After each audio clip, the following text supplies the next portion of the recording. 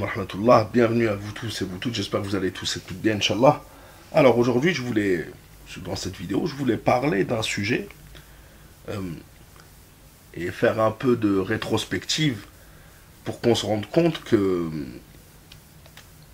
la décision d'annuler le traité d'amitié avec l'Espagne, etc., en conséquence de leur non-respect du droit international concernant la question du Sahara occidental occupé, euh, a été une décision, une bonne décision, une décision stratégique et qui va, je pense, continuer de nous révéler de bonnes conséquences. Une des conséquences, c'est, on se rappelle tous, euh, que quand l'Algérie a, on va dire que les Algériens ont arrêté d'acheter espagnol, l'un des secteurs les plus touchés était la céramique. La céramique, puisque la, l'Espagne a exporté beaucoup de céramique en Algérie. Depuis, il y a eu quoi? Il y a eu le fait que le marché, puisqu'il n'y a plus de céramique espagnole, le marché a offert des opportunités à l'État et aux entreprises productrices de céramique de se développer et de penser à d'autres stratégies. Et donc, du coup, bref, j'ai dû mettre pause. Donc, du coup, je ne sais même plus où j'en étais, mais peu importe. Donc, du coup, elles ont pu se développer, ces entreprises, et l'État a pensé à une meilleure stratégie. D'ailleurs, à l'époque, on parlait justement du fait que la réduction des importations, suite à la réduction des importations, les céramistes algériens appelaient à relever le défi, et les céramistes ont appelé l'État aussi à accompagner, à offrir de la logistique pour transporter, faciliter les exportations, etc. Et d'ailleurs, il y a un deuxième truc qui était très intéressant, c'était le fait que, avec la guerre en Ukraine et la hausse des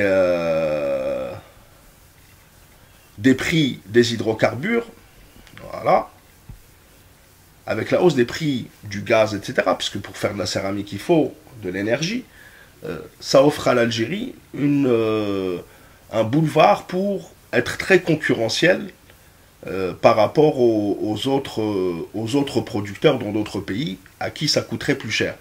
Donc suite à la réduction des importations depuis l'Espagne, etc., mais on parle aussi de la guerre en Ukraine, le malheur des uns fait le bonheur des autres, etc., donc on parle de l'Espagne, et depuis, on voit bien que l'Algérie, contrairement à ce que certains disaient, c'est une bénédiction, on n'a rien perdu.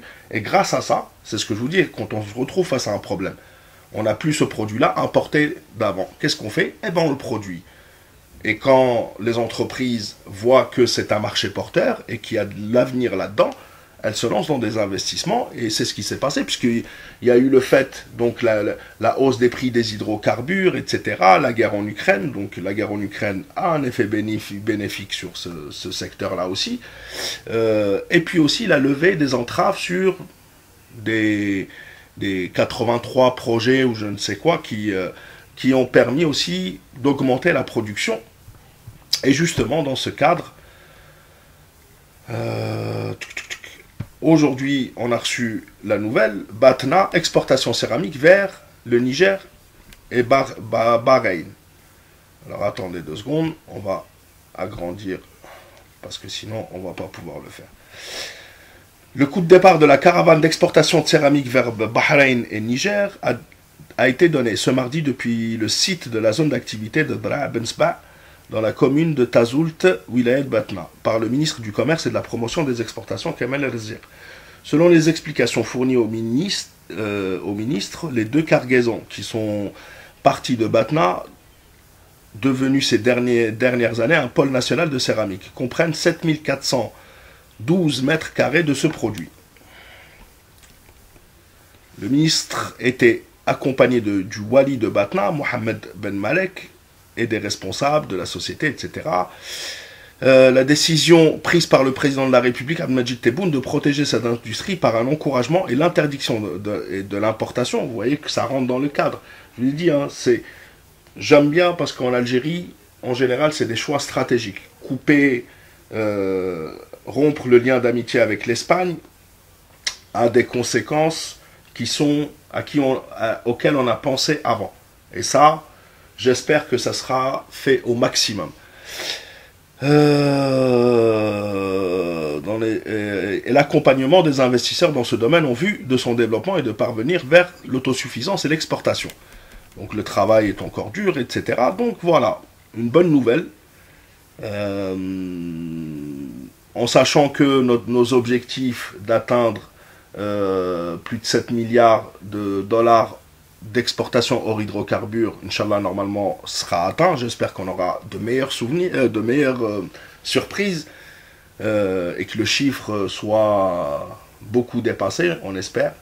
El-Mohim, voilà, je voulais juste parler de ce sujet-là. On parlera d'autres, mais c'est important. Donc, exportation de la céramique vers Bahreïn, vers le Moyen-Orient et le Niger, donc les pays d'Afrique. Donc, c'est nos marchés naturels. Je pense qu'on a de grosses parts de marché à prendre là-bas. Al-Mohim, salam alaikum wa rahmatullah, la patrouille, on nous voit à la prochaine, Inch'Allah. Salam tout le monde.